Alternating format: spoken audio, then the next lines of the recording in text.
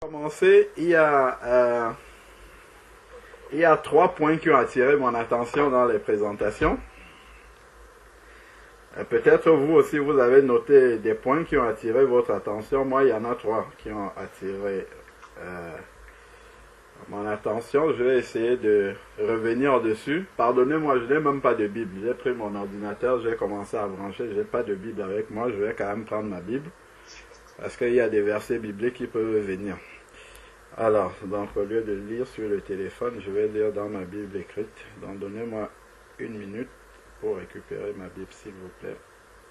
J'étais en train de dire que les points que j'ai notés dans les présentations, et à la sœur Sandrine qui a dit une phrase. J'ai essayé de revenir dessus pour préciser. Alors, donc, la sœur Sandrine a dit « Soyez la bienvenue dans la bergerie du Seigneur. » Si j'ai bien compris, hein, sœur Sandrine, tu me corriges si j'ai pas bien compris. Bienvenue dans la bergerie du Seigneur, l'endroit où il faut être. C'est bien ça?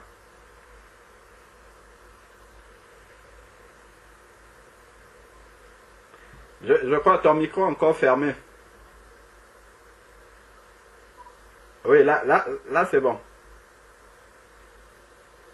Non, c'est fermé. Ton micro est fermé, on ne te suit pas.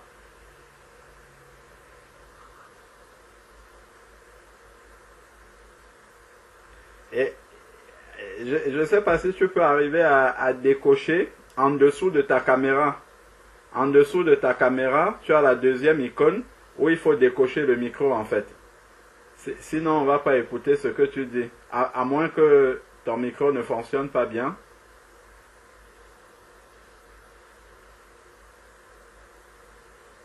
Non? Alors. Attends. Sandrine, je ne sais pas si j'ai ton téléphone ici. Hop.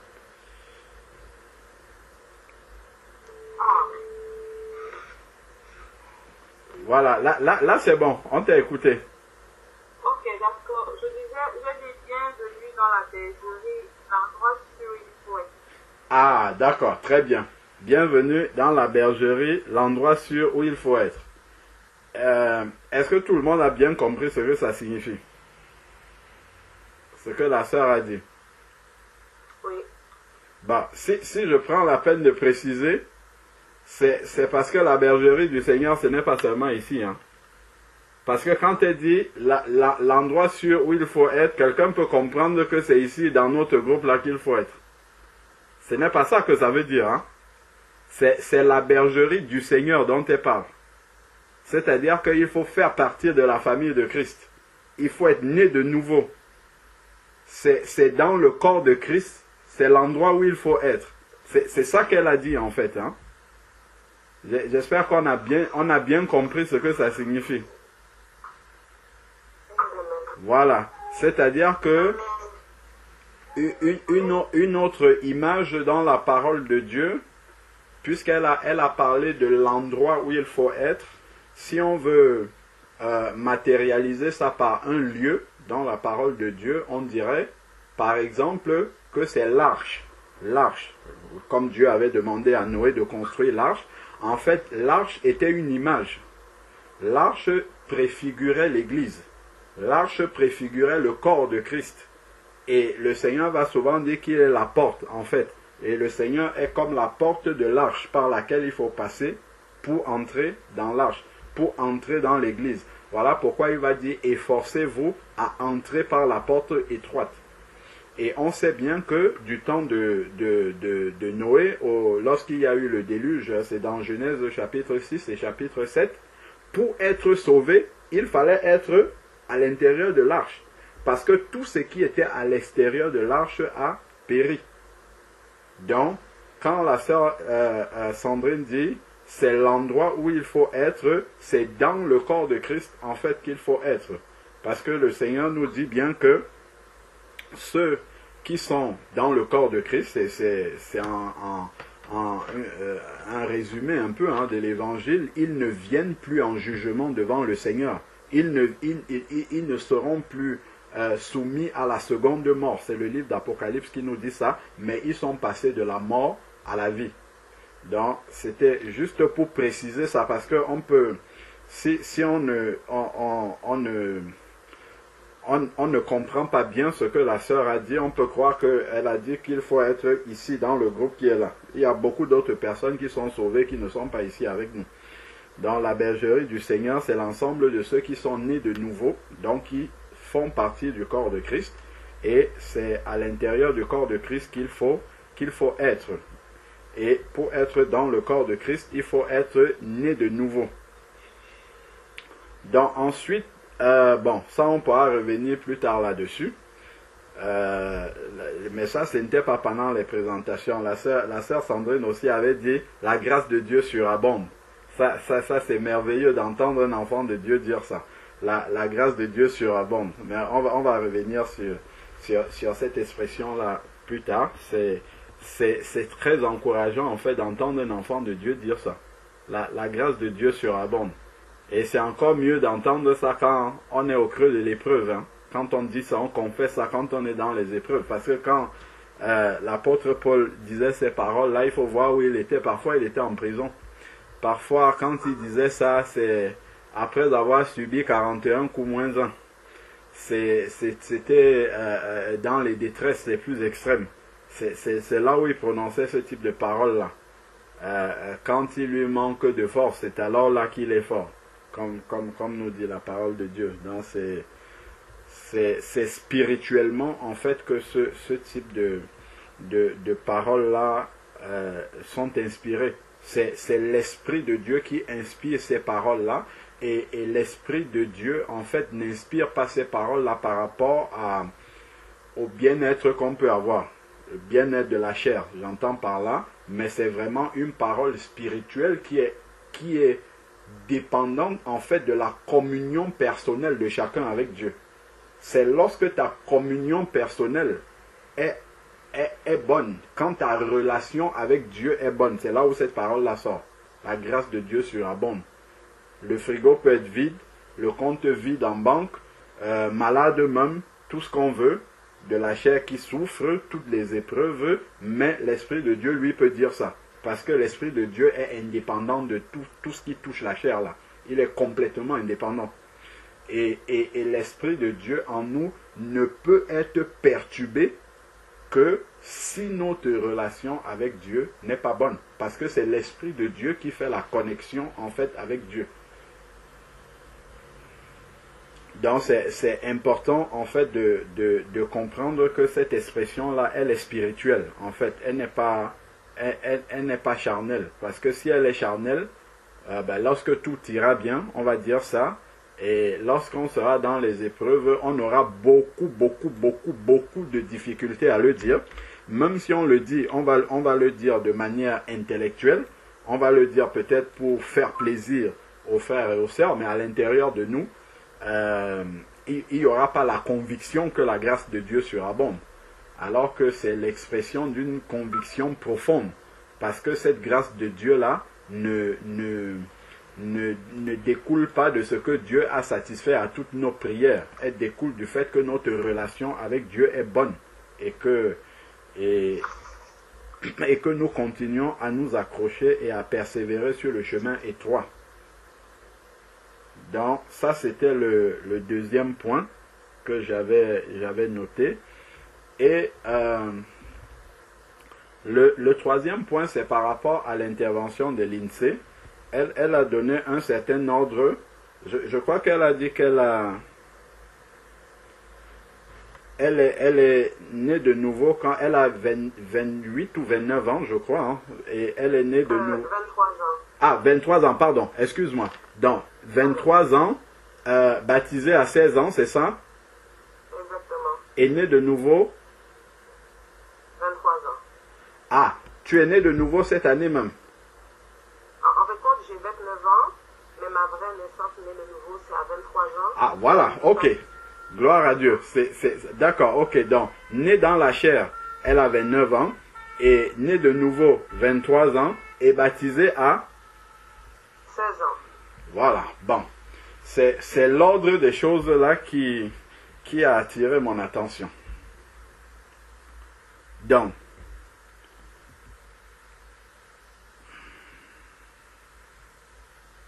est-ce que tu vois le problème un peu, Lindsay? Oui. Ah, ben gloire à Dieu. Si tu vois le problème, gloire au Seigneur. Parce que c'est un peu comme si quelqu'un vient me dire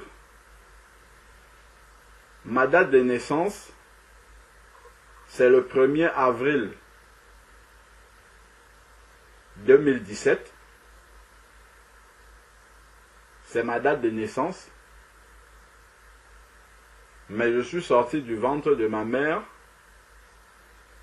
je sais pas moi, en 2007 par exemple. Ouais. Tu vois, il y a une incohérence. Parce que, en fait, le baptême d'eau est la manifestation extérieure de la nouvelle naissance. Donc, la nouvelle naissance est manifestée par la réception du Saint-Esprit. Lorsque le Saint-Esprit part du ciel, parce qu'il vient du ciel, on le voit dans Luc chapitre 3, verset 21, Jésus qui est le chemin, la vérité et la vie, quand Jésus s'est engagé dans les eaux du baptême, quand il est sorti, c'est quand il sort des eaux du baptême que le ciel va s'ouvrir et l'Esprit de Dieu va descendre d'en haut. Il descend d'en haut et il se pose sur Jésus sous la forme corporelle d'une colombe. Et en fait, ça, c'est l'image pour nous, lorsque l'Esprit de Dieu vient en nous comme ça, quand il vient à l'intérieur de nous, il nous transforme. Parce que désormais, comme l'Esprit de Dieu va habiter à l'intérieur de nous, nous allons devenir ainsi enfants de Dieu, à cause de son Esprit qui habite désormais en nous. Et c'est pour ça qu'on parle de nouvelle naissance, parce qu'on a un nouveau Père maintenant, qui est Dieu.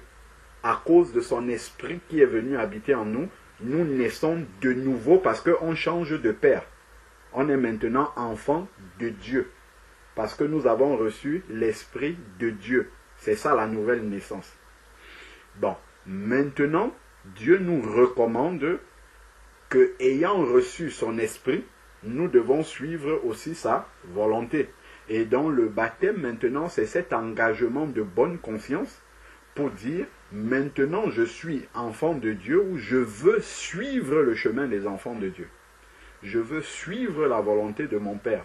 C'est l'engagement de bonne conscience devant Dieu. C'est-à-dire, je vais faire désormais non plus ce que je veux faire, mais je vais faire désormais ce que Dieu me demande de faire au travers de son esprit qu'il a déposé en moi.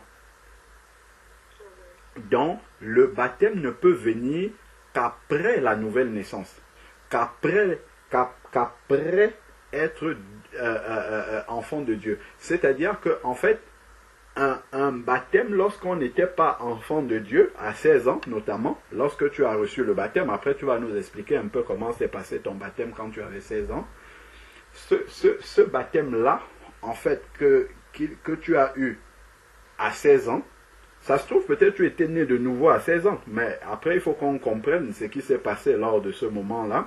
Mais si tu nous dis que tu es né de nouveau à 23 ans, c'est qu'il y a quelque chose qui s'est passé à 23 ans que tu as retenu. Et effectivement, la nouvelle naissance ne peut pas être silencieuse dans la vie d'un être humain. Quand on est né de nouveau, on sait à peu près situer à quel moment on est né de nouveau. Parce que c'est pas quelque chose, c'est pas spectaculaire visuellement. Mais par contre, celui qui a expérimenté cela, forcément sait à quel moment il y a eu un changement dans sa pensée, dans son cœur, dans sa manière d'être, dans ses centres d'intérêt. Il y a eu un changement complet. Forcément, on sait. Si quelqu'un ne sait pas à quel moment il y a eu ce détour-là, ou s'il n'y a jamais eu un détour, c'est qu'il n'y a pas eu la nouvelle naissance. Chacun d'entre nous sait qu'à un moment donné, il s'est passé ce changement, ce demi-tour complet par rapport à ce qu'il aimait avant, par rapport à ce qui réjouissait son cœur, par rapport à la projection qu'il avait de sa vie, de ce qui lui plaisait, ainsi de suite. Il y a eu un moment où cela a changé. Et ça vient avec la nouvelle naissance. Donc on doit être capable de situer cela dans le temps. Bon, maintenant, la parole de Dieu nous donne dans Actes chapitre 2, la parole de Dieu nous donne en fait la manière dont le baptême doit pouvoir se passer. Actes chapitre 2, verset 42. Donc, à partir du verset 14, il y a des personnes qui sont présentes à Jérusalem qui vont écouter l'apôtre Pierre prêcher la parole de Dieu, parler de la mort de Jésus, de la résurrection, du salut que Jésus était venu apporter. Et ensuite, le cœur des personnes qui étaient là, leur cœur a été touché par la parole de Dieu que leurs oreilles ont entendue. Et maintenant, le Saint-Esprit a convaincu ces personnes-là de péché. Donc, ayant entendu la parole de Dieu est comme un miroir. Donc, ces personnes-là se sont vues au travers du miroir de la parole de Dieu. Et nous savons que lorsque nous nous regardons dans un miroir, le miroir nous renvoie une image fidèle de ce que nous sommes. Nous pouvons nous imaginer que nous sommes, je ne sais pas moi, très clairs de peau, avec de longs cheveux, ainsi de suite. Mais ce qui est certain, je peux bien me l'imaginer, mais si je me regarde dans le miroir, je verrai que je n'ai pas de cheveux, c'est sûr et certain. Le miroir ne pourra pas me... Si le miroir me renvoie une image avec beaucoup de cheveux, il faut que je le casse, parce que ce n'est pas un bon miroir. Donc, de la même manière, la parole du Seigneur, en fait, c'est un miroir de la manière dont Dieu, lui, nous voit. Donc, la parole de Dieu va nous renvoyer notre image, non pas telle que nous voyons, mais telle que Dieu, lui, nous voit. Et ça, c'est la vérité, en fait. La vérité est celle-là. La manière dont nous sommes, c'est comme Dieu nous voit. Et la parole de Dieu est dans ce miroir-là qui nous renvoie tel que nous sommes. Or, nos yeux ne voient pas comme Dieu voit. Voilà pourquoi, en fait, lorsque on lit la parole de Dieu et qu'elle nous renvoie notre propre image, on dit, ben tiens, ben donc c'est comme ça que je suis. Ben moi, je pensais que j'avais de longs cheveux, alors qu'en réalité, je n'en ai pas. Je pensais que j'étais corpulent, ben alors que je suis chétif. Je pensais ceci, mais alors que ce n'est pas ça. Donc, justement, quand ces personnes-là regardent leur image, et ben non, on ne peut pas rester comme ça. Il faut changer. C'est là où ces personnes vont venir, dans le verset 37 de Acte 2, dit à Pierre et aux autres apôtres, que ferons-nous? Parce que leur image, telle que la parole de Dieu leur montre comment ils sont en train d'aller à la perdition. Et il dit, non, ça ce n'est pas un bon chemin. Nous, on pensait qu'on était dans le salut de Dieu, mais en fait, nous sommes en train d'aller à la perdition. Et là, maintenant, Pierre va leur dire, Acte 2, verset 38, 1. Repentez-vous.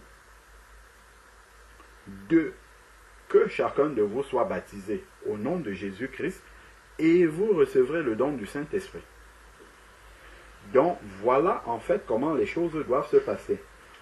Pour être baptisé, il faut être repenti de ses péchés. Pour se repentir de ses péchés, il faut avoir été convaincu de péché. C'est-à-dire que notre cœur ait été touché et qu'on se soit vu dans le miroir et qu'on ait eu le désir de ne pas rester tel que l'image du miroir, là, tel que nous voyons notre image dans le miroir de la parole de Dieu, que notre cœur ait été touché et que nous ne voulons pas rester comme cette image-là. Là, on va entrer dans la repentance.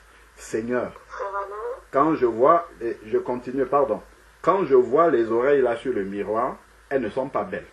Je te demande pardon, parce que ces oreilles là, elles ne sont pas belles. Pardon, tac, le Seigneur, il coupe cette oreille là qui est une oreille charnelle, et il remet, c'est une caricature, hein, il remet à la place une oreille spirituelle, qui devient belle, une oreille qui peut écouter la parole de Dieu. Je regarde, oh Seigneur, ces yeux là, ça là, ce n'est pas ce que tu as créé. Paf, paf, il perce ces yeux-là, il remplace. C'est une image, en fait, de la nouvelle naissance. C'est la repentance. Quand on se repent comme ça, en fait, de ses péchés, Dieu enlève. Il enlève, il nous débarrasse de tout ça. Et en même temps, on réalise combien nous avons été loin de Dieu et comment notre comportement, en fait, a envoyé Jésus-Christ à la croix. Voilà la profondeur de la repentance qui nous pousse d'ailleurs à ne plus faire ce que nous avons confessé à Dieu. Parce que si nous n'avons pas pris le temps de dire à Dieu, Seigneur, j'ai réalisé que ça c'était mal à tes yeux, il y a bien des chances que je continue à le pratiquer parce que jamais je n'ai mis ça devant le Seigneur et réalisé et confessé devant lui que je reconnais que c'était mal et que ça, ce n'est pas ta volonté. C'est ça qui va amener le changement dans notre vie. C'est ça qui va amener la prise de conscience dans notre vie et le Saint-Esprit, lui, va nous aider pratiquement à pouvoir mettre ça de côté dans notre vie. D'où la nécessité de la repentance. Donc, la Bible nous dit également dans Éphésiens chapitre 2, versets 1 et 2, il nous dit que nous étions morts par nos offenses. Donc, à cause de nos péchés, nous étions morts. Parce que notre esprit était éteint. Notre esprit était dans la mort. Notre esprit n'était pas en communication, en communion avec Dieu. Notre esprit ne pouvait pas communiquer avec Dieu parce qu'il était mort. Maintenant que nous sommes nés de nouveau, c'est-à-dire que l'Esprit de Dieu est descendu en nous, il faudrait que ce cadavre-là qui était mort, la vie et la mort ne peuvent pas cohabiter ensemble. Je ne pense pas que si vous avez un cadavre chez vous, vous allez le garder chez vous et vivre avec ce cadavre. Non, vous allez le sortir pour l'amener au cimetière, pour l'enterrer. Donc, de la même manière, maintenant que nous recevons la vie qui vient de Dieu, l'ancienne vie-là, il va donc falloir l'enterrer parce qu'elle ne peut pas cohabiter avec la nouvelle vie. Donc, le baptême ne peut arriver qu'après avoir reçu la nouvelle vie. Le baptême ne peut pas arriver avant d'avoir reçu la nouvelle vie. Parce que le baptême est aussi le symbole, comme on disait, de l'enterrement de l'ancienne vie. Donc il faut que cette vie-là soit morte. Parce que si je demande à l'INSEE maintenant, entre tes 16 ans et tes 23 ans, étais-tu vivante ou mort ou morte? Je parle spirituellement. Ça va être très difficile à dire. Je ne sais même pas comment on pourrait qualifier cette période-là. Si c'est que vraiment tu es né de nouveau à 23 ans et que tu étais baptisé à 16 ans, entre 16 ans et 23 ans, comment peux-tu définir ton statut spirituel? C'est la mort ou c'est la vie? Sachant qu'il n'y a pas de moitié mort ou moitié vivant. Même dans la vraie vie, là, il n'y a pas de moitié mort ou moitié vivant. Soit on est vivant, soit on est mort. Tant que le cerveau fonctionne, le cœur bat, la personne n'est pas déclarée morte, elle est déclarée vivante. C'est une fois que ces fonctions vitales-là arrêtent de fonctionner qu'on va déclarer la mort et puis on va faire un acte de décès. Donc, l'INSEE, comment tu peux définir ton statut, spirituellement parlant, soit vivante, soit morte, entre 16 ans et 23 ans?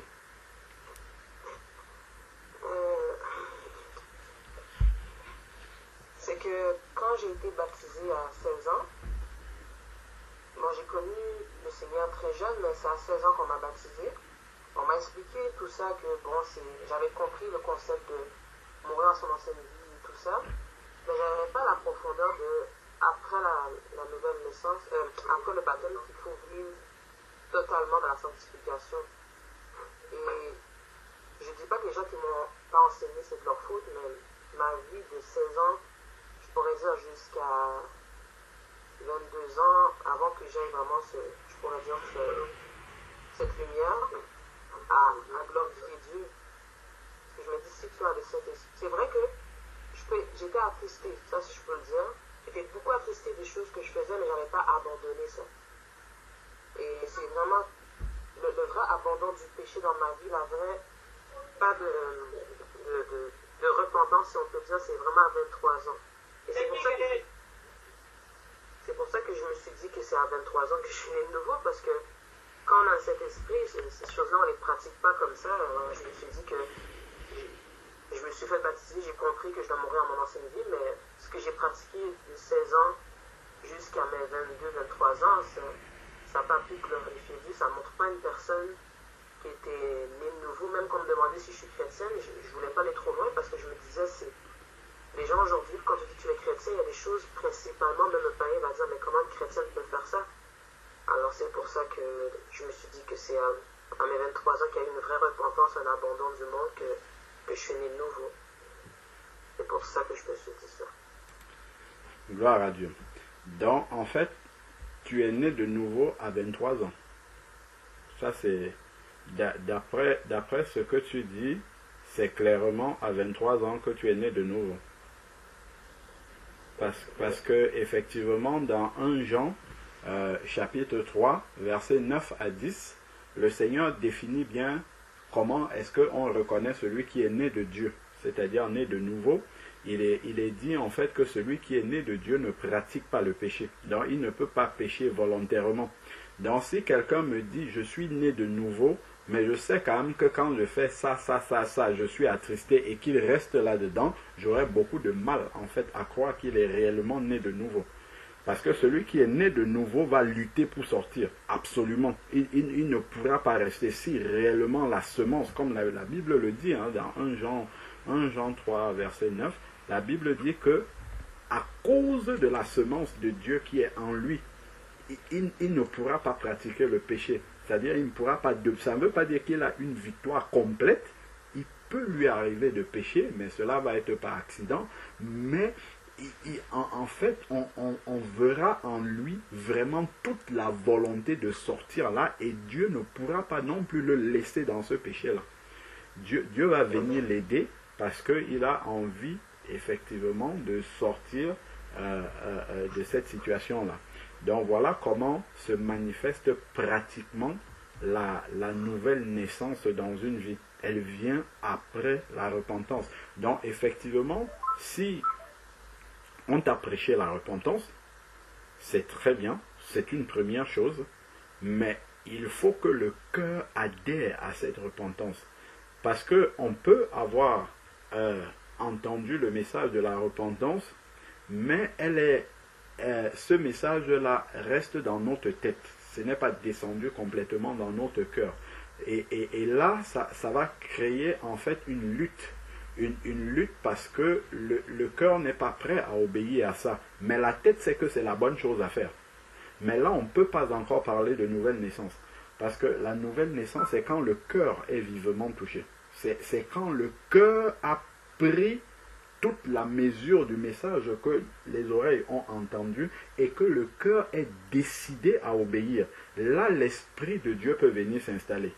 Donc, ce qu'on peut dire, en fait, c'est que à l'âge de 16 ans, tu as entendu le message de la nouvelle naissance. Tu as compris, en fait, que c'est ça qu'il fallait faire. Mais tu n'étais pas prête encore à le faire. Donc, tu ne l'as pas fait. Même si tu savais que c'est la bonne chose à faire. Mais tu ne l'as pas, tu ne l'as pas fait. Mais c'est à 23 ans, réellement, que là, tu as pris l'engagement. Tu as dit non, ça là, ce message-ci, si je dis que je suis enfant de Dieu, ma vie également doit produire le fruit digne de la repentance. Et là, on entre dans une vraie nouvelle naissance, dans un vrai engagement avec Dieu. Parce que si quelqu'un dit « je suis enfant de Dieu », on doit voir le fruit de Dieu dans sa vie. C'est un peu comme si un petit chien arrive là, et puis il arrive à parler, il dit « je suis l'enfant d'Alain Patrick », personne ne va le croire. Parce que dans un chien, dans un animal, il n'y a rien de l'être humain là. Rien du tout. Donc, quelqu'un qui n'a pas le fruit de Dieu dans sa vie ne peut pas dire « moi je suis enfant de Dieu ». Quand on regarde Dieu, on le regarde, effectivement, il n'y a pas de lien entre les deux. C'est l'un suit un chemin, le chemin que Dieu a montré, et l'autre n'est pas en train de le suivre, mais il se réclame être l'enfant de Dieu. Donc, juste pour dire que, effectivement, tu as bien compris la chose, c'est que ta nouvelle naissance s'est produite exactement à 23 ans, lorsque tu as pris conscience. Donc, maintenant que ta nouvelle naissance s'est produite, il faut donc enterrer l'ancienne vie. Donc, en fait, tu ne peux pas récupérer l'ancien baptême de 16 ans au moment où tu as reçu la nouvelle naissance à 23 ans. Donc ça, c'est à mettre en ordre pour que ça soit conforme à la parole du Seigneur. Est-ce que tu comprends ça? Oui, je comprends, mais j'ai fait les démarches pour ça et j'ai eu deux cas. Il y a un homme qui devait me baptiser, mais il m'a dit justement qu'il n'y a pas de baptême. Que, au fond, si tu te repens, si tu te repentis, c'est bon. Et il y en a un autre qui voulait me baptiser, mais c'était trop long. Il voulait que je lis combien de livres pour être sûr que c'est vraiment une vraie repentance que tu as. Et il m'a laissé. Alors, j'ai compris que peut-être que si je me repens, il m'a pris le magicien dans la Bible là, qui avait été baptisé par les apôtres, qui voulait acheter le nom du Saint-Esprit. Il disait justement que lui, il a été baptisé, mais par après, il avait encore cette façon de vivre qui n'était pas correcte. Puis on lui a dit, va prier, va te repentir. Ils ne l'ont pas baptisé une deuxième fois. Alors j'ai prié beaucoup longtemps là-dessus parce que j'ai senti que je devais me faire baptiser. Et j'ai dit, peut-être c'est les émotions seulement et tout. Et après, j'ai vu que je n'ai pas trouvé de porte ouverte. Alors je me suis dit que sûrement c'est la repentance qui doit être faite. Et c'est ça, alors, parce que j'ai peur. Non, je ne dis pas que j'ai personne, mais il n'y a personne qui veut me baptiser. Alors je me suis dit, bon, peut-être que tu dis que tu n'en as pas besoin, je ne sais pas. Alors, je sais pas, on aime pousser les choses. Et je sais que j'étais comme ça avant, alors j'ai arrêté. J'ai prié longtemps là-dessus et j'ai arrêté. D'accord. Donc, celui qui a dit effectivement que on ne peut pas te rebaptiser, il a totalement raison. Il a raison parce qu'on ne peut pas te rebaptiser, il n'y a pas deux baptêmes. Il y a un seul baptême, mais c'est un baptême qui doit être conforme à la parole de Dieu. Si ton baptême n'est pas conforme à la parole de Dieu, on ne peut pas l'appeler baptême. Donc, il y a un exemple, il y a un exemple dans la parole de Dieu, on peut regarder dans Actes chapitre 19.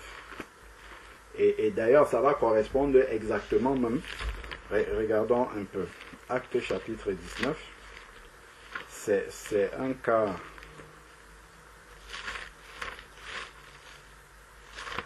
Actes chapitre 19 à partir du verset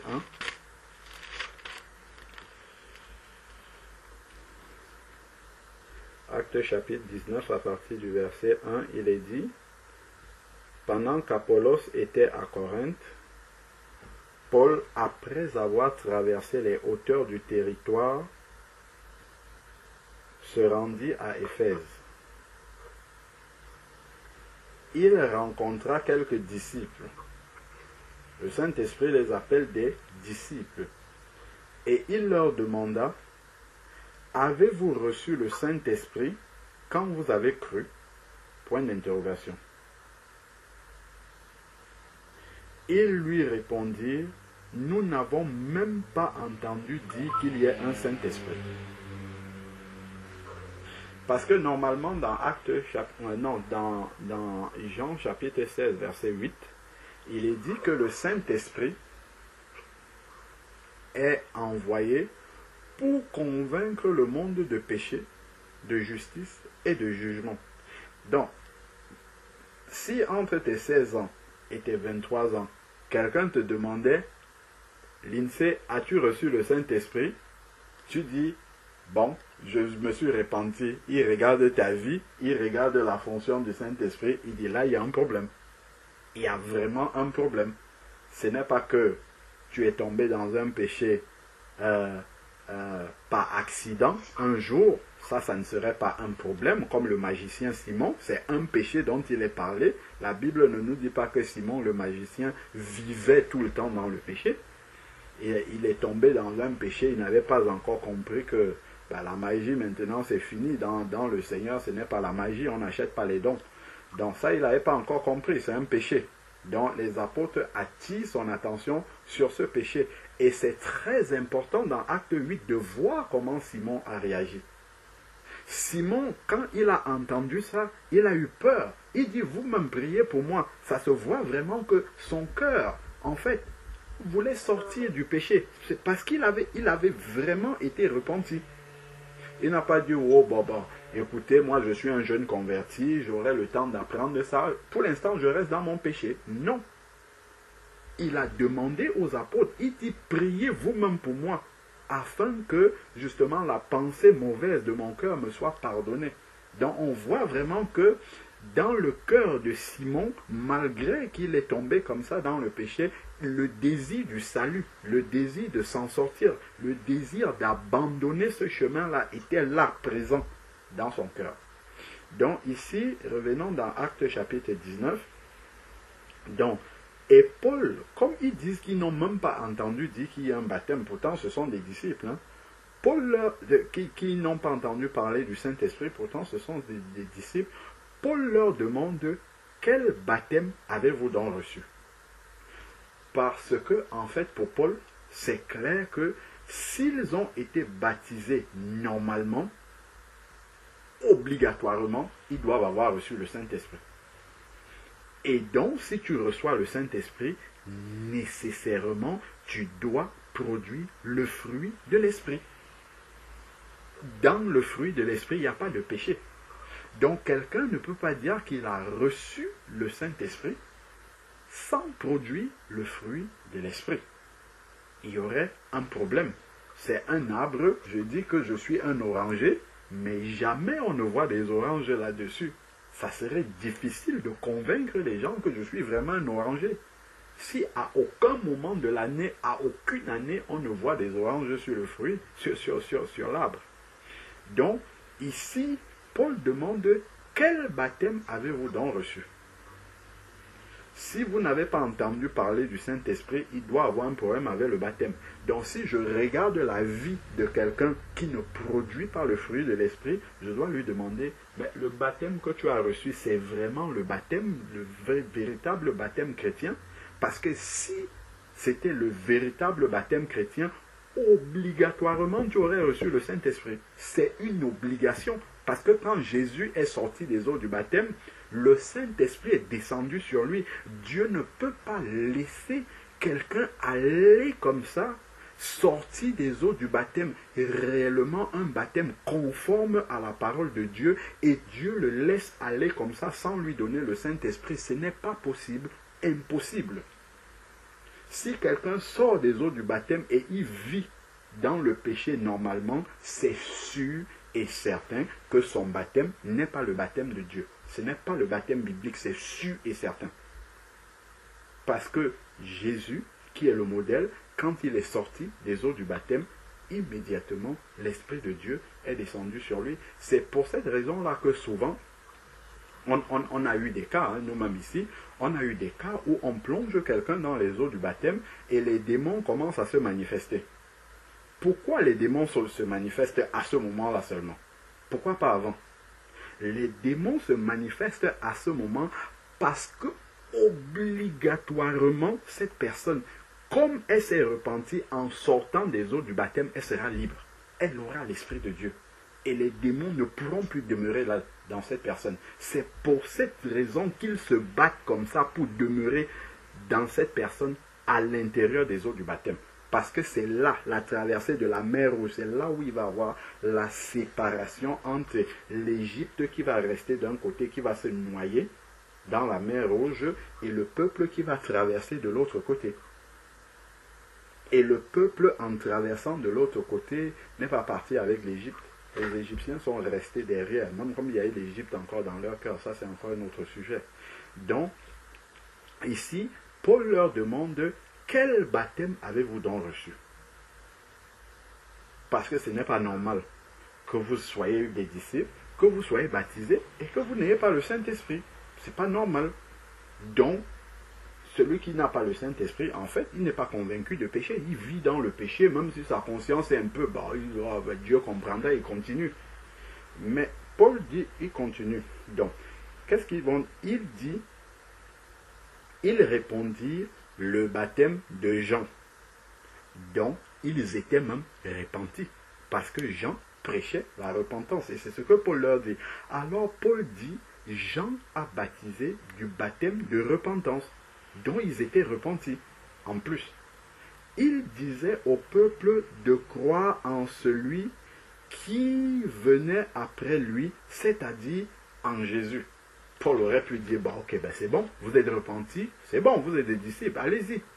Qu'est-ce que Paul, après avoir dit ça, sur ces paroles, il fut baptisé au nom de Jésus. Paul a compris qu'il y avait un problème. Vous ne pouvez pas être baptisé, vous n'avez pas le Saint-Esprit, ce n'est pas possible.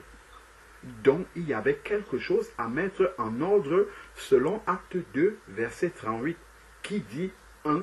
Repentez-vous, 2. Et que chacun de vous soit baptisé au nom de Jésus et vous recevrez le don du Saint-Esprit. Donc, nécessairement, si votre baptême était le seul baptême, Paul n'a pas dit je vais vous rebaptiser. Paul les a baptisés parce que le premier baptême n'était pas valable. Donc, on ne peut pas appeler ça un rebaptême, on appelle ça un baptême, tout simplement. Parce qu'il y a un seul baptême qui est valable, conforme à la parole de Dieu, qui ne souffre d'aucune, d'aucune contradiction par rapport à la parole de Dieu. Donc, sur ces paroles, il fut baptisé, pas il fut rebaptisé, il fut baptisé au nom de Jésus, parce que c'est ça, c'est ce baptême-là qui est valable. Et qu'est-ce que le Seigneur va faire? Paul leur imposa les mains et le Saint-Esprit vint sur eux et il se mit à parler en langue et à prophétiser. C'est-à-dire que Dieu, dans ce cas-là, parce que eux, ils n'avaient pas entendu parler du Saint-Esprit, ils n'étaient pas sûrs. Donc, le Seigneur a manifesté un signe évident, un signe matériel qui montrait qu'ils ont reçu le Saint-Esprit. Un peu comme chez Corneille. Chez Corneille aussi, les gens qui écoutaient la parole de Dieu, Dieu a dû, parce que les disciples qui accompagnaient Pierre, qui étaient là, c'était des Juifs, ils ne savaient pas, ils n'avaient pas compris que Jésus n'est pas venu pour les Juifs seulement, il est venu pour tout le monde entier. Il est venu pour les païens aussi. Eux, ils n'avaient pas compris cela. Donc, il a fallu que Dieu manifeste un signe évident, palpable, que même les païens ont reçu le Saint-Esprit. Donc, de la même manière, ces disciples-ci, qui n'avaient pas reçu le Saint-Esprit, Dieu a manifesté un signe extérieur, concret, comme ça qu'ils puissent voir que non, là, maintenant, on a le Saint-Esprit. Donc, il les a carrément baptisés du Saint-Esprit et les a poussés à parler des langues nouvelles, pour que là, la certitude qu'ils ont reçu le Saint-Esprit soit évidente pour tout le monde. Et là, on nous dit que tous ces hommes étaient environ 12 personnes. Donc, lorsque nous voyons la manière dont l'apôtre Paul a agi, nécessairement et conformément à la parole de Dieu, l'INSEE, il faut prier. Lorsque nous voyons dans Actes chapitre 8, l'eunuque éthiopien, il marchait dans un chemin désert, comme nous dit la parole de Dieu à partir du verset 26, et le Seigneur a déplacé un de ses disciples, qui était Philippe, pour que Philippe aille le trouver sur le chemin désert, qui lui explique la parole de Dieu et qui le conduise dans les eaux du baptême. De la même manière, également, Actes chapitre 10, Corneille, qui était un homme pieux, aimant Dieu, ainsi de suite, Dieu a déplacé Pierre pour aller annoncer la parole de Dieu à Corneille, et ensuite Pierre et ceux qui étaient là a baptisé, et ils ont baptisé Corneille avec tous les gens de sa maison, ils l'ont baptisé au nom de Jésus-Christ. Donc, fais confiance au Seigneur, il faut simplement que ton cœur est déjà accepté que là, Seigneur, maintenant que j'ai expérimenté la nouvelle naissance, le pas d'après, c'est que je sois baptisé. Je remets ça entre les mains du Seigneur. Et là, maintenant, je m'arrête là-dessus. Dieu est capable de faire ce qu'il veut. Bon, les personnes qui t'ont demandé d'étudier pendant je ne sais pas combien de temps, ça n'existe pas dans la Bible. Tous les cas de baptême qu'on voit, si quelqu'un croit, on le conduit dans les eaux du baptême immédiatement. Certains, même dans la nuit, il n'y a pas d'étude à faire. Si quelqu'un est repenti, on doit le baptiser. Donc, ne t'inquiète pas par rapport à ça. Il faut déjà avoir cette conviction dans le cœur qu'il faut que tu passes dans les eaux du baptême et prier maintenant. Dieu permettra. Et ce n'est pas nécessairement quelqu'un qu'on appelle un homme de Dieu, entre guillemets, qui doit te conduire dans les eaux du baptême. Quelqu'un qui est né de nouveau. Frère Francis. Francis?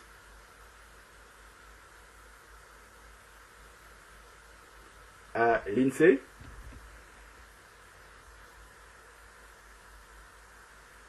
Allô? Oui, Lindsay, tu es avec nous? Oui. Oui, Il est parti. Ah, il est parti alors que c'est à lui que je devais parler maintenant. Oui, c'est ça, il voulait vous dire bye tantôt, mais tu étais en train de me parler, il ne voulait pas te couper la parole. Ok, bon, c'est pas grave. Continuons. Dis-moi, Francis, il a dit qu'il est né de nouveau quand?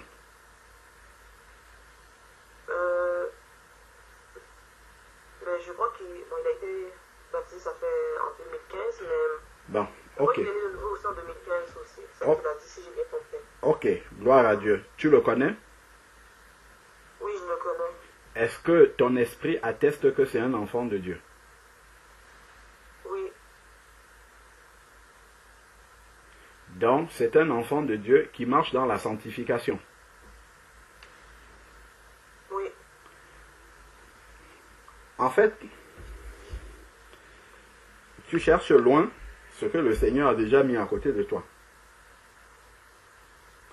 Francis peut te conduire dans les eaux du baptême au nom de Jésus-Christ et tu seras clairement baptisé devant le Seigneur, sans aucun problème. Il ne faut pas forcément aller chercher un homme de Dieu, un tout disciple qui est né de nouveau, frère, peut conduire quelqu'un dans les eaux du baptême. Il y a la sœur Ange Marianne, je ne sais pas si elle est encore là avec nous. La sœur Ange Marianne, quand elle est née de nouveau, c'est le frère Carl Lito qui l'a conduit. C'est un autre frère qui était avec nous. J'ai baptisé par la grâce du Seigneur le frère, je ne sais pas, c'était au mois de mai, comme ça. Et puis elle est née de nouveau 2 mois après, le frère l'a baptisé. Le frère était baptisé ça faisait 2 ou 3 mois, il a baptisé la sœur aussi. Sans aucun problème. Ce sont les traditions des hommes qui pensent que ce sont les hommes de Dieu qui baptisent. Tout disciple, frère, qui est né de nouveau, peut lui-même conduire dans les eaux du baptême. C'est un peu dommage que Francis ne soit pas là, parce que peut-être lui-même il ne sait pas qui peut le faire. Mais il faut qu'il ait la pleine conviction dans le cœur qu'il peut le faire. Et ça peut être réglé rapidement même, très rapidement. Et on pourrait rentrer dans les Écritures pour voir des exemples de baptême et voir qu'il n'y a pas... ça, ce n'est pas quelque chose qui est réservé à des personnes qui ont un appel particulier. Non. Ça, c'est quelque chose que j'ai... Désolé. Comment? Non, je disais que c'est fou parce que quelques semaines avant, Oui. parce que j'avais parlé de mon frère qui avait perdu un peu la tête, mais là il va mieux. Gloire à Dieu. Et il s'est repenti, et justement, quand j'avais parlé à Francis, parce que Francis, lui, il marche encore à l'église, et on enseigne beaucoup que il faut que tu grandis avec le Seigneur et tout. Puis j'ai dit, mon frère voulait se faire baptiser, mais on ne trouvait personne. Puis j'ai dit, Francis, toi tu peux le baptiser aussi. Puis là, il a dit, ok, oui, je peux le faire, mais il n'était pas certain. Mais j'ai dit, mais si tu as compris, c'est quoi? Parce que même moi, j'avais cette conviction-là, mais c'est pas à moi de commencer à dire aux autres quoi faire, mais j'avais cette conviction que, mais si toi, tu es baptisé, il faut un homme pour baptiser, il était né de nouveau. Tu peux baptiser mon frère. Amen, amen. Mais ça c'est vraiment de comprendre ça, parce que c'est tellement ancré, surtout nous au Canada, là, à Montréal, c'est pas normal qu'une personne qui ça fait 1 semaine qui est née de nouveau, 2 semaines, après il va aller baptiser quelqu'un d'autre parce que lui a été baptisé. Ça fait pas de sens. Il faut que ça prenne au moins 5, 6 ans, 7 ans. Bon. Et c'est un peu malheureux. Oui, tout à fait. En fait, il faut simplement que la personne ait bien compris, hein, parce que bon, moi-même, je sais que au tout début, bah, j'étais né de nouveau, ça faisait, je sais pas, 2 ans quand même, et c'est mon beau-frère, en fait, j'avais compris, hein, qu'un disciple pouvait le faire, mais je n'étais pas vraiment prêt parce que je marchais dans le système, et bon, voilà, moi aussi, j'avais toujours cette pensée-là que c'est les hommes de Dieu qui baptisent, mais après, mon beau-frère, quand il est né de nouveau, c'est lui qui m'a appelé, il me dit, est-ce que tu peux me conduire dans les eaux du baptême? Je lui dis, bon, attends, d'abord, je vais réfléchir. Je vais en priant, non, oui, si, il faut aller, il faut le baptiser. Il n'avait pas d'assemblée, il n'avait pas de... C'est comme ça que j'ai commencé, en fait, à le conduire dans les eaux du baptême. Et après, ça a commencé à se succéder. Après, ça a été sa femme et puis d'autres personnes, et ainsi de suite. Donc, je crois, en fait, que Francis, il a besoin qu'on s'asseye avec lui, qu'il ouvre sa Bible, qu'on y aille doucement. En fait, ce sont des forteresses qui doivent tomber. Nous tous, on est passés par là, mais c'est la parole de Dieu qui peut faire tomber, en fait, toutes ces forteresses-là, pour lui donner cette assurance-là. Parce qu'en fait, il faut qu'il ait cette assurance. Et c'est la parole de Dieu qui peut lui donner l'assurance. Vraiment, lui montrer des exemples de cas, de personnes, comment est-ce que Dieu les a conduits, et voir vraiment comment... les personnes étaient conduites dans la parole du Seigneur, et montrer en fait, en réalité, ce qu'il faut bien comprendre, c'est que ce n'est pas celui qui baptise qui est quelque chose. Celui qui baptise n'est rien du tout. Il n'est qu'un disciple de Jésus-Christ, c'est tout. Il faut juste qu'il soit un disciple de Jésus-Christ, parce que le baptême est accompli par le nom de Jésus qui est prononcé. C'est le nom de Jésus qui fait mourir l'ancienne vie et la résurrection à une vie nouvelle. C'est le nom de Jésus qu'on prononce. Quand on voit par exemple dans le livre d'Exode, l'image du baptême, c'est Moïse avec le peuple d'Israël qui traverse. Mais est-ce que Moïse était quelque chose? Moïse n'était rien du tout. Mais c'est quand Dieu dit à Moïse, lève le bâton. Et le bâton était le signe par lequel Moïse montrait, c'est ce bâton qui s'était transformé en serpent, ainsi de suite, c'était le signe par lequel Dieu montrait et attestait en fait que c'est lui qui avait envoyé Moïse. Donc le bâton qui est levé, c'est le symbole du nom de Jésus. C'est quand le bâton est levé que la mer s'ouvre en fait. Donc c'est le nom de Jésus qui a la capacité d'engloutir l'ancienne vie et que la personne ressuscite à une vie nouvelle. Il faut juste que celui qui lève le bâton soit un enfant de Dieu. C'est tout. Donc, vraiment, ça pourrait faire vraiment... ça pourrait être vraiment une bonne chose que Francis comprenne vraiment l'autorité spirituelle que Dieu lui a donnée simplement en tant que disciple du Seigneur, et qu'il puisse prendre cette responsabilité. Imaginons un peu, Dieu nous dit, allez, faites de toutes les nations des disciples, baptisez-les au nom du Père, du Fils et du Saint-Esprit, enseignez-leur à observer tout ce que je vous ai prescrit. Si, je ne sais pas, tu vas loin de ta ville, tu évangélises des personnes, les personnes se convertissent, qu'est-ce que tu vas faire? Tu vas les laisser là, si tu es un frère, tu vas les laisser là comme ça à végéter alors que tu dois les baptiser. C'est ce que la parole de Dieu dit. Tu ne vas pas les laisser comme ça, il faut que tu les conduises dans les eaux du baptême pour qu'ils reçoivent le Saint-Esprit et qu'eux-mêmes maintenant, qu'ils s'engagent, qu'ils puissent lire la parole de Dieu et la comprendre. Parce que si tu évangélises et que tu les laisses comme ça alors qu'ils ont accepté le Seigneur, ça sera un travail incomplet. Donc si à l'occasion, on peut partager avec Francis là-dessus, on a d'autres bien-aimés au Canada, mais qui ne sont même pas connectés aujourd'hui, et on n'a pas vraiment de frères affermis à Montréal, là-bas, pour pouvoir bien gérer ça avec vous. Il y a une sœur, la sœur Vera, qui est là, mais c'est une sœur. Bon. En tout cas, je crois que c'est déjà un premier sujet de prière. On va prier vraiment pour que le Seigneur puisse commencer à préparer soit le cœur du frère Francis, soit que le Seigneur suscite quelqu'un, un frère qui va vraiment obéir au Seigneur et qui pourra te conduire à la fois toi et puis ton frère dans les eaux du baptême au nom de Jésus. Amen. Mais j'ai la foi, Dieu va pouvoir. Amen. J'ai oublié ce sujet de prière et j'ai pensé à ça encore et j'ai dit Seigneur, juste confirme-moi parce que j'avais pas ça que ça jouait dans mon cœur, mais j'ai une foi ferme qui va pouvoir parce que je me suis sûre que c'est pas moi qui. Parce que j'étais une personne très émotionnelle avant qui faisait beaucoup de choses avec émotion. Alors c'est toi qui as amené ce sujet-là, c'est pas moi qui a demandé de parler de ça. Alors c'est sûr que tu vas pourvoir quelqu'un. Amen, amen, amen, amen. Gloire au Seigneur. Gloire au Seigneur. Est-ce que quelqu'un au milieu des bien-aimés peut élever la voix pour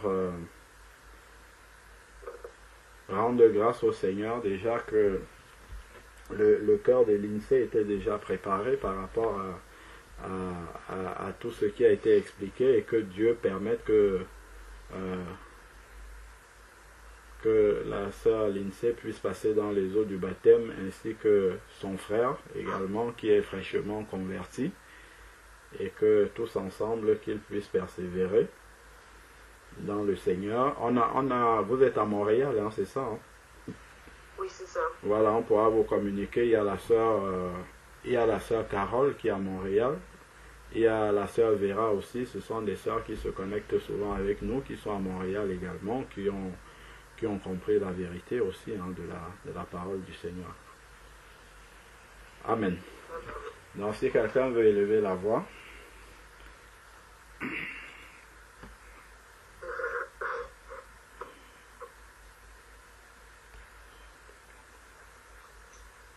Éternel notre Dieu et notre Père, Père de notre Seigneur et Sauveur Jésus-Christ, nous bénissons ta présence au milieu de nous.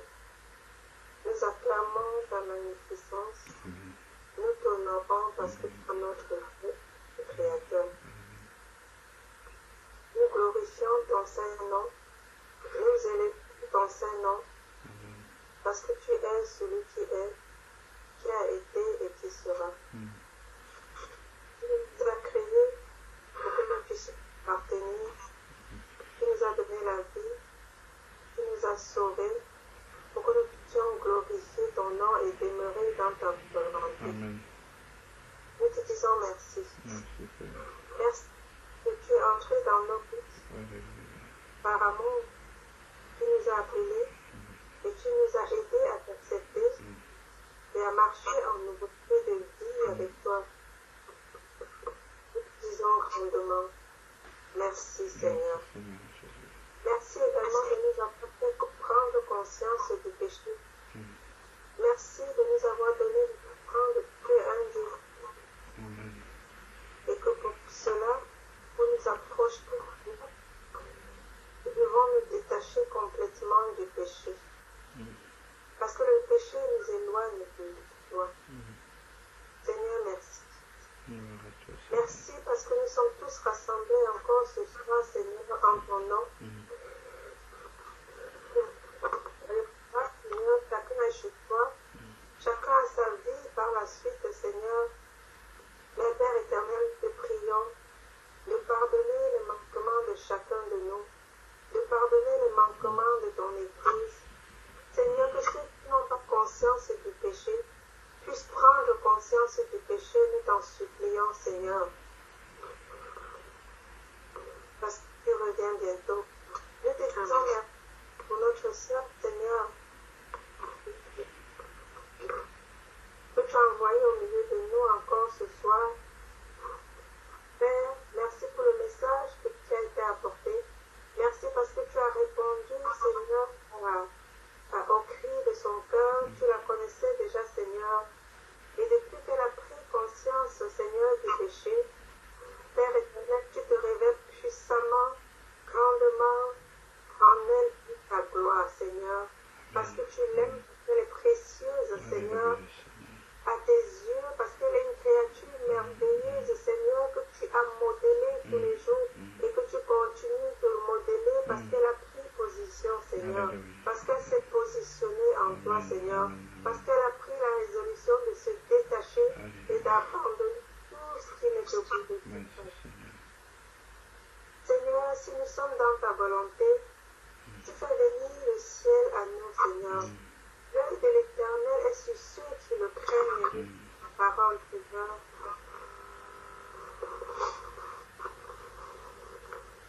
Tu as compris dans la vie de nous sommes, Seigneur, pour le prénom. Ne pas prendre les Seigneur, tu l'as fait. Mais merci, merci parce que vraiment elle est une nouvelle créature, vraiment elle est née de nouveau. Seigneur, ses propos et notre esprit nous attestent qu'elle est en toi et qu'elle veut marcher à ta suite. Merci Seigneur pour le frère que tu as mis à ses côtés, ce frère qui est parti, Seigneur. Merci de parler à son cœur, Seigneur. Nous croyons que ce n'est pas un hasard. Ce n'est pas un hasard si ce frère est à ses côtés. Ce n'est pas un hasard si ce frère est à là un petit moment ce soir. Il a pu prendre la parole et se présenter. Et nous avons ressenti, Seigneur, enfin moi, pour ma part, j'ai ressenti ta présence dans la vie de ce bien-aimé. J'ai ressenti la sérénité et ta paix, Seigneur, en lui. Mais tu nous connais encore mieux que nous, Seigneur. Père, nous te prions afin que ta volonté s'accomplisse. Oui, merci parce qu'elle va s'accomplir. Merci parce que ta volonté s'accomplit dans les cœurs de ceux qui te cherchent, de ceux qui s'approchent de toi. Parce que plus on s'approche de toi, plus, Seigneur, ta volonté s'accomplit dans nos vies.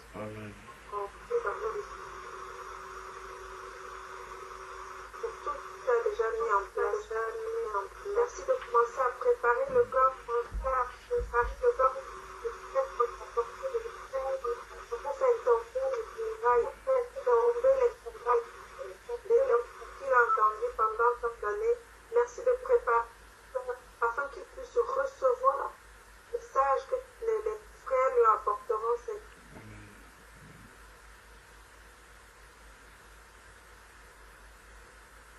Bénédiction spirituelle au nom de Jésus-Christ.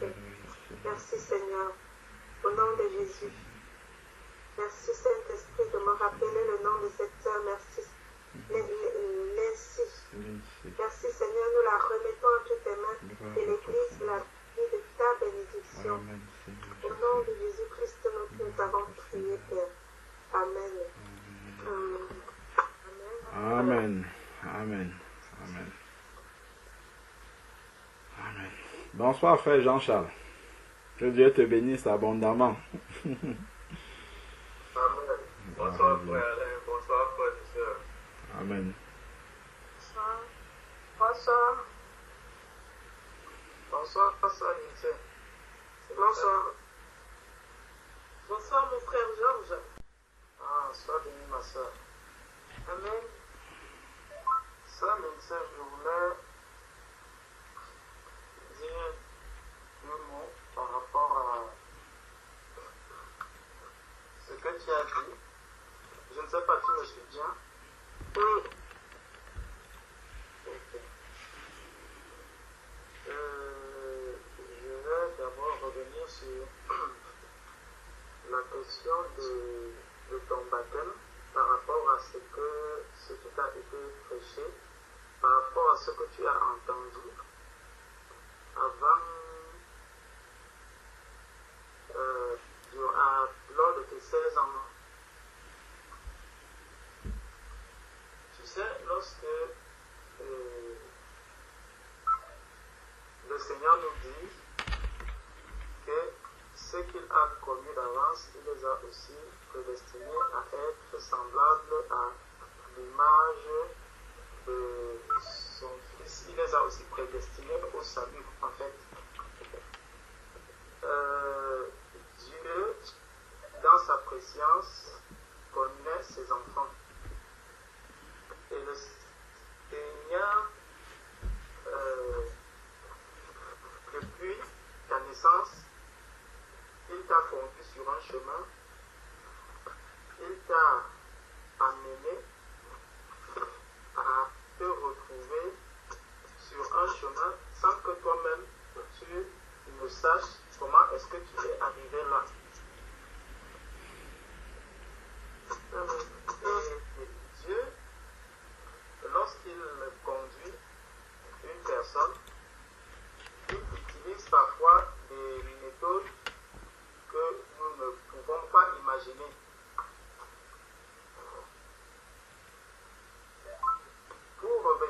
déjà au fait que quelqu'un ne peut pas dire que j'ai été baptisé à 16 ans et je suis né de nouveau à 23 ans. Si nous prenons un peu dans le livre de Genèse, tu vas voir quelque chose. Prenons Genèse chapitre 1. Genèse au chapitre 1, à partir du verset 26. Genèse chapitre 1, à partir du verset 26. Puis Dieu dit, faisons l'homme à notre image, selon nos semblances, et qu'il domine sur les poissons de la mer, sur les ciels, sur le bétail, sur toute la terre et sur tous les reptiles qui rampent sur la terre. On peut se demander, est-ce que cet homme existe déjà? Quand tu lis ici, tu te demandes si cet homme existe déjà. Pour Dieu, cet homme existe déjà. Pour les humains, pour quelqu'un qui ne comprend pas le langage de Dieu, cet homme n'existe pas fort. Ça fait que, au verset 27, dans ce verset, Dieu créa l'homme à son image, à qui le créa à l'image de Dieu. Sœur Bernadette, il y a des interférences chez toi.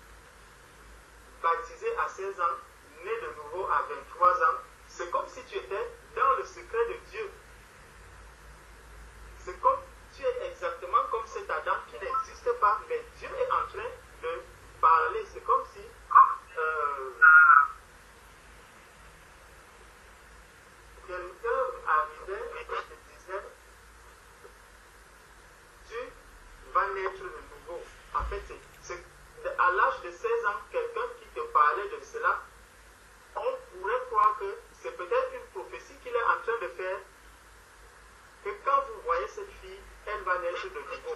Et à 23 ans, on verra qu'elle naît de nouveau. Donc, à 16 ans, la baignade que tu as prise à 16 ans ne peut pas être considérée comme un baptême devant Dieu. Parce que tu n'existes même pas encore, tu es encore dans la mort, comme on l'a vu tout à l'heure. Tu étais encore dans la mort. Et donc, comprendre que quand l'Esprit de Dieu vient donc entrer en toi, Dieu va maintenant te conduire dans toute la vérité, dans toute sa vérité. Et là, tu vas comprendre qu'est-ce que Dieu attend exactement de toi. Donc, au verset 28, Dieu les bénit et dit, et Dieu leur dit, soyez féconds, multipliez, remplissez la terre et la sujettissez, et dominez sur les poissons de la mer, sur les oiseaux du ciel et sur tout animal qui se meut sur la terre. Donc, tu vois que c'est là maintenant que Dieu va dire à Adam ce qu'il avait déjà dit au verset 26. Parce que Adam maintenant étant créé, Adam va maintenant comprendre ce que Dieu avait déjà préparé d'avance pour lui.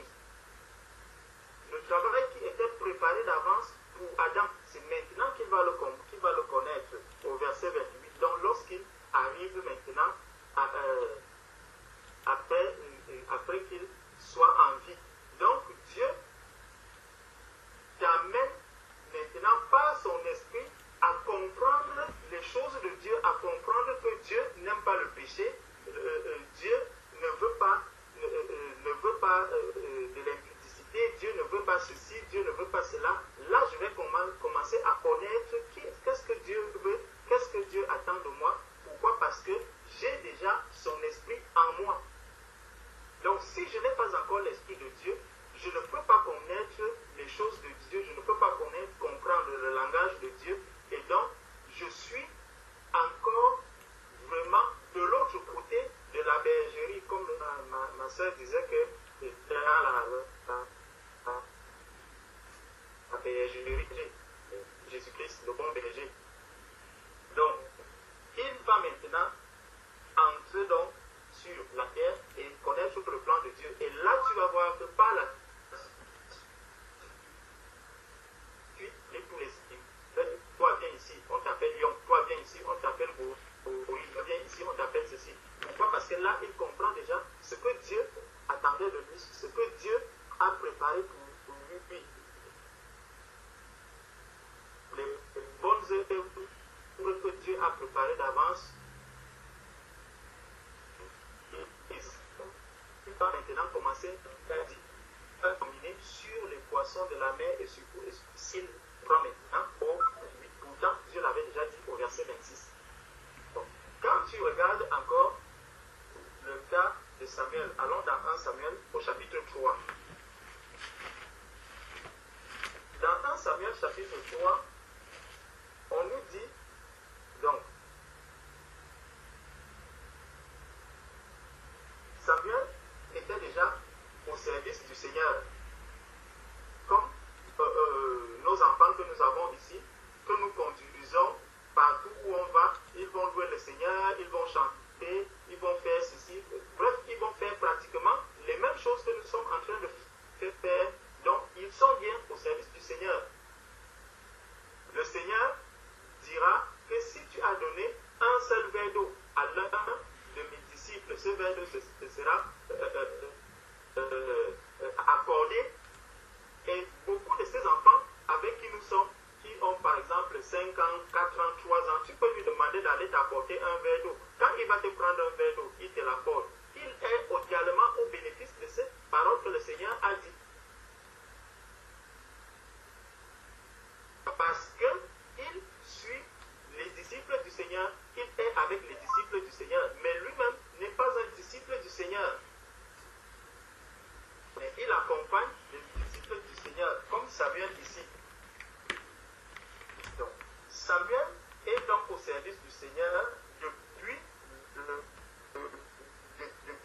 un très bas âge, depuis même sa naissance. Il est au service du Seigneur.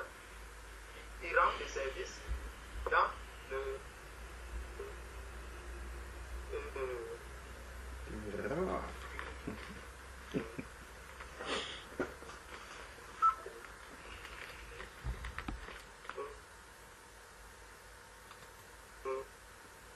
au Seigneur. Et tant Élie qui commençait à avoir le vent était pour à sa place. La lampe de Dieu n'était pas là et Samuel était couché de Dieu. Alors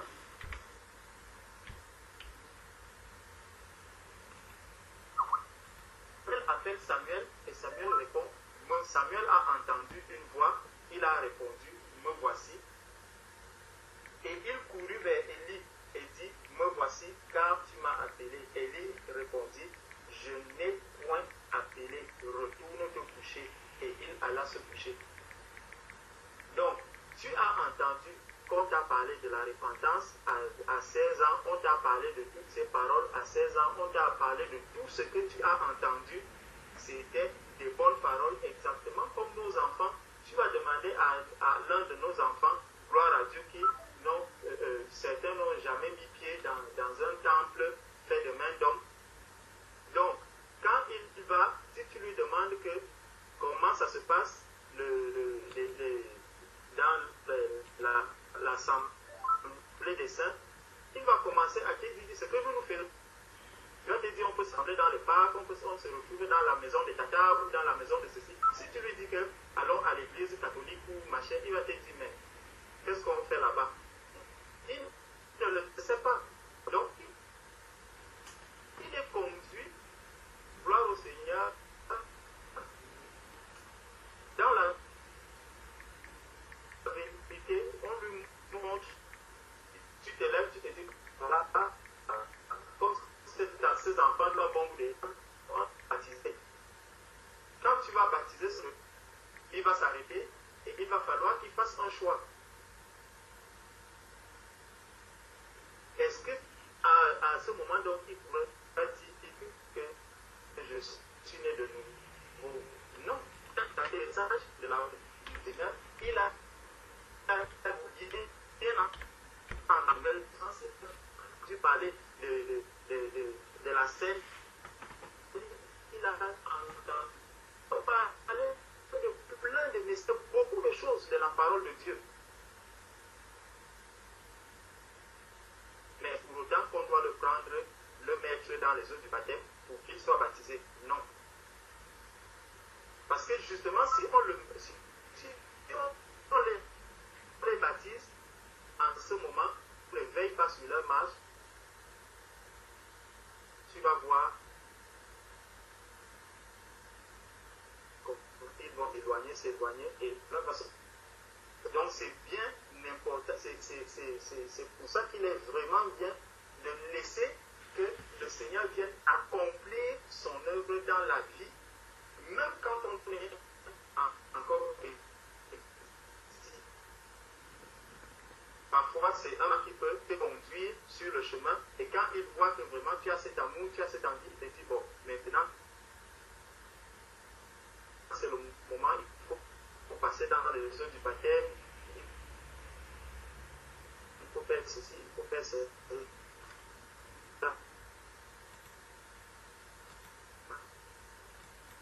Mais plus tard, tu vas te rendre compte. Donc, Satan vient la voir, on peut dire jusqu'au verset 10.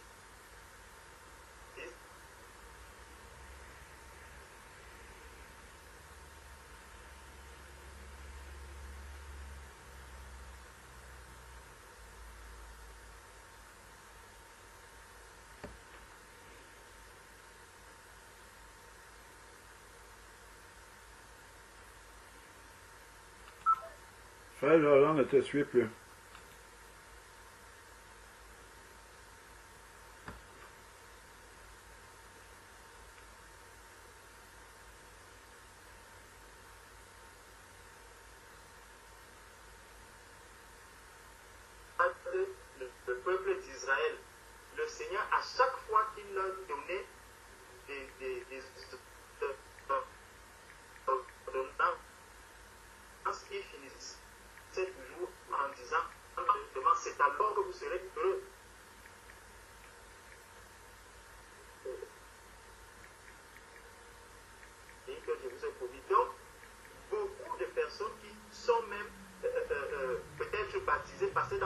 baptême ne trouvent pas la joie dans le Seigneur. Pourquoi? Parce qu'il n'y a pas l'Esprit du Seigneur qui leur donne cette joie. C'est l'Esprit de Dieu qui donne la joie à un enfant de Dieu. Parce que quand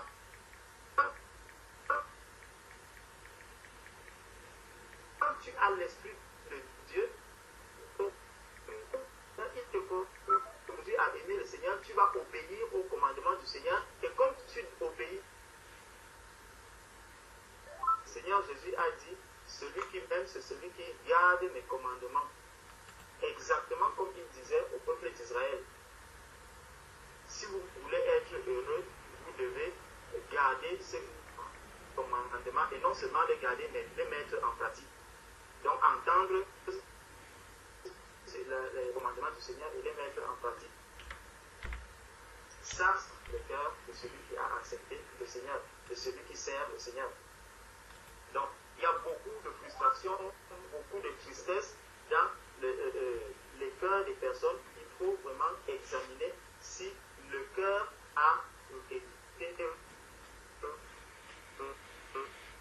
régénéré, si on a le cœur du Seigneur, si on a vraiment reçu le Saint-Esprit. Et si on a reçu le Saint-Esprit, alors cette joie, elle devient naturelle. Même dans la souffrance, on garde cette espérance parce que nous avons foi en Christ. Nous avons cette assurance que Jésus, sa mort à la croix n'a pas été vaine pour nous. C'est pour notre salut, c'est pour notre par amour pour nous qu'il a donné sa vie pour que nous soyons sauvés. Donc, maintenant, donc ça c'était la première chose. Et tu peux aussi voir, même dans la même chose se produit encore avec Saul. Saul lui-même, lorsque Saul entend la voix du Seigneur, Saul croyait qu'il était en train de servir le Seigneur jusque-là, jusqu'au moment où il entend la voix, d'abord il voit la lumière, il ne comprend pas quelle est cette lumière qui va l'éblouir et tout dans Acte 9. Il ne comprend pas ce qui est en train de se passer jusqu'au moment où il va demander qui es-tu, Seigneur. Donc, tant qu'on n'a pas encore compris, on ne connaît pas encore, on n'arrive pas encore à discerner la voix du Seigneur, tant qu'on n'arrive pas encore à comprendre qu'est-ce que le Seigneur attend de moi, si quelqu'un dit qu'il ne sait pas, il mène une certaine marche, il est conduit d'une certaine manière, alors qu'il dit qu'il est passé dans les eaux du baptême, il faut vraiment qu'il examine s'il a reçu le Saint-Esprit, si vraiment ce que Dieu attend. Oui, alors, sœur Pauline, comment vas-tu? Dis-moi, quand je lance l'appel, tu n'entends pas? Tu as démarré Skype? C'était par rapport à ce que tu disais. C'est-à-dire qu'en fait, sur ton téléphone, il faut que tu vois là où, quand tu lances quand tu démarres ton téléphone, là, quelque part tu vas voir Skype, il faut que tu appuies dessus, ça va se lancer et que tu rentres ton pseudonyme et ton mot de passe pour te connecter sur Skype. Parce que moi, je ne te vois pas connecté en fait. Quand je vois, c'est que c'est marqué que tu es déconnecté. C'est pour ça que tu n'entends pas l'appel. Non, j'ai pas compris la procédure. Oui. Parce que moi, lorsque le baptême arrive, Attends un instant. nous devons comprendre que le baptême est un combat très puissant. Tu vois différent quand tu lances Le ton combat est téléphone? une obéissance Ton téléphone, c'est un déjà au téléphone commandement Android, que Jésus a donné. Voilà. Il a dit, Donc, allez, tu as faites de toutes différentes les nations les applications, disciples, Play Store, baptisez-les au nom du Père, à côté du tu as les Fils et du contacts, à côté tu Saint-Esprit. as les Donc c'est SMS, tu as un tout ça. commandement de Dieu. Sur le bureau de ton Et nous téléphone. savons que ce commandement de Dieu ne peut pas être validé par le malin. Il ne peut donc pas réduire Tu ne le lis malin. pas Skype C'est écrit pour sur ça ton que téléphone. chaque fois qu'on va parler de baptême, le malin va utiliser Voilà. tous les moyens, Voilà, ben c'est les bon. stratégies Clique possibles dessus. Appuie dessus pouvoir avec la main. soit décourager, soit créer des blocages, soit entraver même. Voilà, maintenant tu es connecté. C'est bon, je te vois. Soit un disciple peut Attends, passer pour je vais relancer l'appel. celui qu'il doit baptiser. Là maintenant tu vas devoir entendre. Dans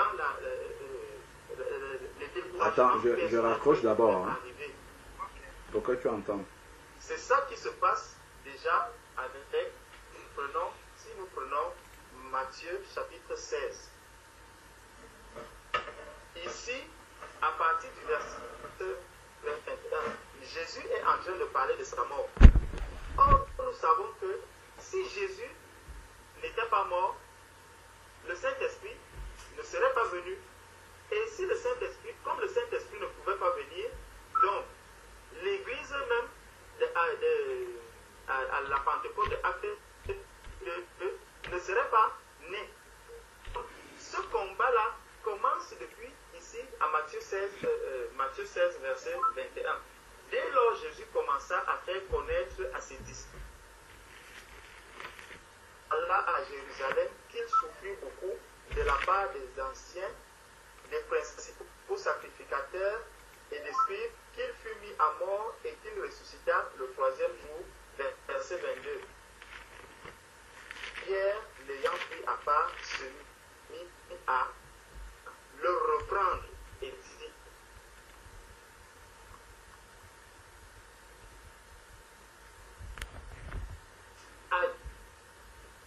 Dieu notre Seigneur, cela ne t'arrivera pas.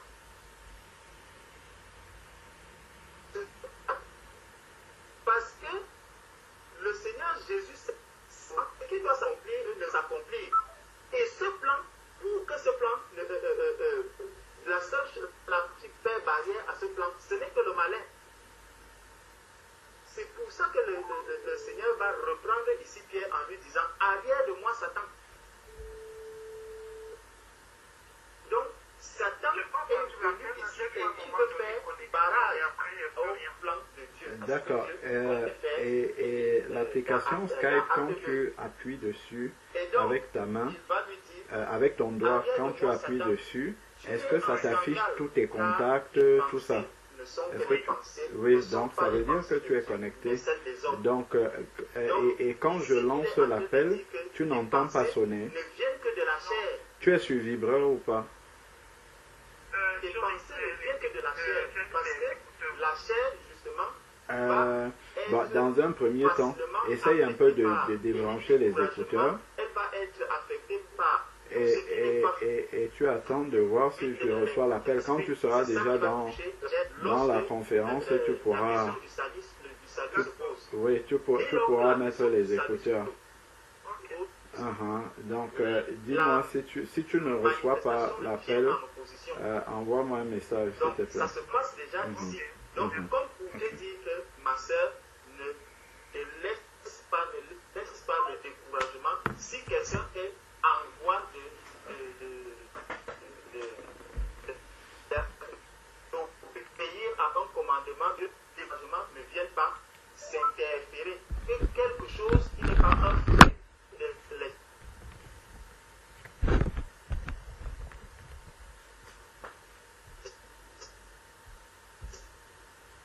Donc, dans le découragement, ça peut même être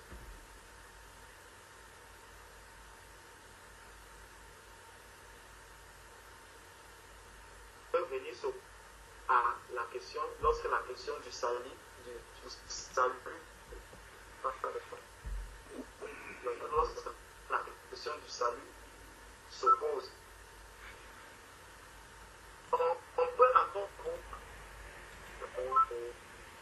le baptême de Corneille. Voilà.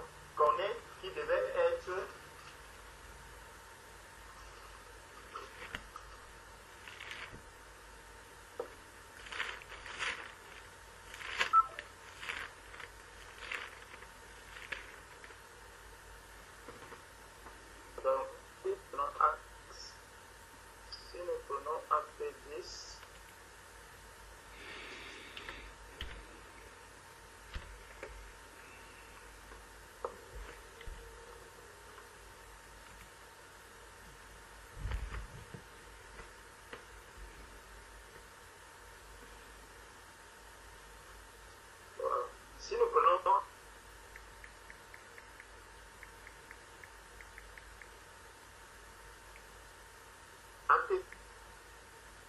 étaient en route et qu'ils approchaient de la ville, Pierre monta sur le toit vers la 6e heure pour prier.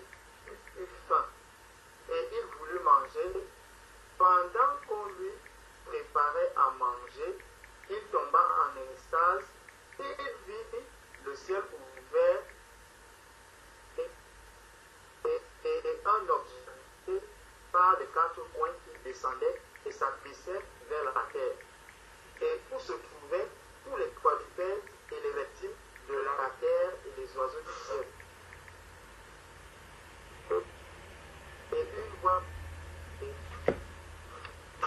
mais Pierre dit, non Seigneur, car je n'ai jamais mangé, je n'ai jamais rien mangé de souillé ni d'impur. Et pour la seconde fois, la voix se fit entendre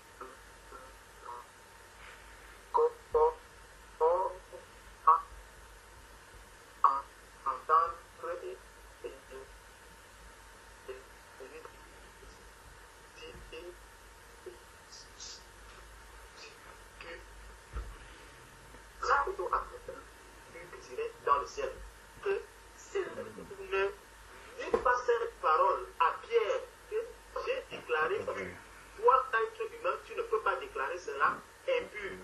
Dieu doit d'abord enlever cette pensée de la tête de Pierre pour que le baptême de Corneille puisse avoir lieu. Parce que si cette première étape, c'est une étape préparatoire au baptême qui va avoir lieu chez Corneille, par la suite, Pierre va maintenant accepter d'aller chez Corneille et accomplir ce que Dieu attend de lui. Mais avant cela, il fallait que Dieu balise d'abord le chemin. Qu'il vienne d'abord montrer à Pierre que j'ai déclaré cet homme-là pur. Donc, ce que tu as là comme pensée, ça ne peut pas venir de moi. Tu t'opposes à la volonté de Dieu. Si tu regardes cet homme vers qui je vais t'envoyer comme un être impur, tu ne pourras pas aller accomplir ce que Dieu attend de toi. Parce que c'est la question du salut qui est là, qui se présente face à toi. Et tu dois agir non pas par la chair, non pas avec des pensées d'homme, mais avec la pensée de Dieu. C'est avec la pensée de Dieu qu'on va s'engager pour accomplir les œuvres de Dieu. Bon. Il y a encore, je crois, avec même la conversion de Saul, voilà, avec la conversion de Saul, on va encore voir un autre combat qui est là par rapport à celui-même qui doit venir le chercher.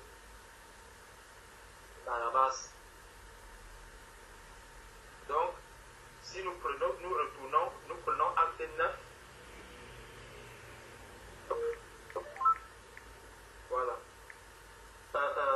Ananias plutôt. Dans acte 9, à partir du verset 10. Or, il y avait à Damas un disciple nommé Ananias. Le Seigneur lui dit dans une vision, Ananias, il répondit, me voici Seigneur. Et le Seigneur lui dit, lève-toi, va dans la rue qu'on appelle la droite et cherche dans la maison de Judas un nommé Saul de Tarse, car il prie et il a vu en vision un homme du nom d'Ananias qui entrait et qui lui imposait les mains afin qu'il recouvrât la vue. Ananias répondit, Seigneur, j'ai appris de plusieurs personnes tout le mal que cet homme a fait à tes saints dans Jérusalem. Et il a ici des pouvoirs de la part des principaux sacrificateurs pour lier tous ceux qui invoquent ton nom. Pensée d'homme, encore. Ça, c'est les pensées des hommes. Donc, chaque fois que la question salutaire arrive, il y a toujours des pensées d'homme qui arrivent. Et ces pensées d'homme sont des pensées de la chair. C'est des pensées de Satan qui vont venir s'opposer à ce que Dieu lui il veut faire. Verset 15. Mais le Seigneur lui dit, va, car cet homme est un instrument que j'ai choisi pour porter mon nom devant les nations, devant les rois et devant les fils d'Israël. Donc on peut souvent croire que peut-être les choses vont commencer à se compliquer parce que je vais me baptiser, les complications vont arriver, ceci, et après, je peux, si je ne suis pas vraiment attentif à la voix du Saint-Esprit, je peux commencer à, peut-être Dieu ne veut que je me baptise. Peut-être qu'il y a autant d'opposition, ce n'est pas dans la volonté de Dieu. Je vais rester comme ça. Mais quand tu lis tous ces versets, quand tu lis tous ces passages, tu comprends que le diable viendra toujours faire barrage à quelqu'un qui veut s'engager dans la voie du salut. Ce n'est pas le malin qui viendra t'aider en te disant que, bon, ma soeur, voilà un tapis rouge que je te déroule, va passer dans les eaux du baptême. Il peut même utiliser un disciple. On a vu Pierre qui marchait régulièrement avec Jésus-Christ. Et c'est à lui que le Seigneur Jésus a dit, arrière de moi Satan, tes pensées ne sont que des pensées d'homme. Donc, le diable ne va pas te dérouler un tapis rouge pour avancer.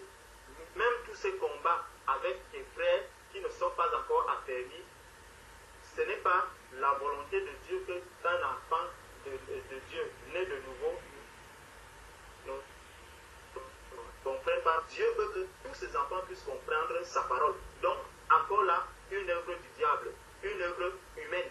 Donc, ce n'est pas la chair qu'on va commencer à avoir ces blocages en se disant non. Comme moi, je sais que ce ne sont que des pasteurs qui m'ont appris ça, c'est des traditions humaines. Ça ne vient donc pas de Dieu.